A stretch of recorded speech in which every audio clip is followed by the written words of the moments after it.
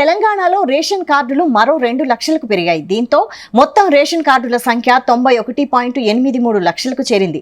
లబ్ధిదారులు 3.10 కోట్లకు పెరిగారు. దరఖాస్తులను వెరిఫై చేసి అధికారులు 2 లక్షల మందికి కొత్తగా కార్డులు ఇచ్చేందుకు అనుమతించారు.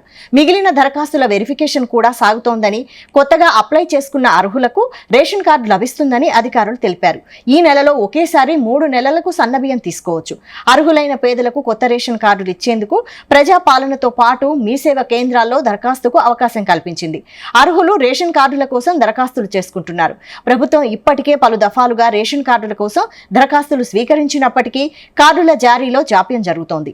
కొత్త రేషన్ కార్డులతో పాటు ఇప్పటికే ఉన్న కార్డులలో మార్పులు చేర్పుల కోసం దరఖాస్తు చేసిన వారు కూడా ఎటువంటి స్పందన లేక ఎదురుచూస్తున్నారు.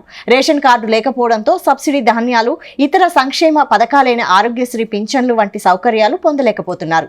ప్రభుత్వం ఈ సమస్యను వెంటనే పరిష్కరించి దరఖాస్తు చేసుకున్న వారికి రేషన్ కార్డులు అందజేయాలని ప్రజలు కోరుతున్నారు.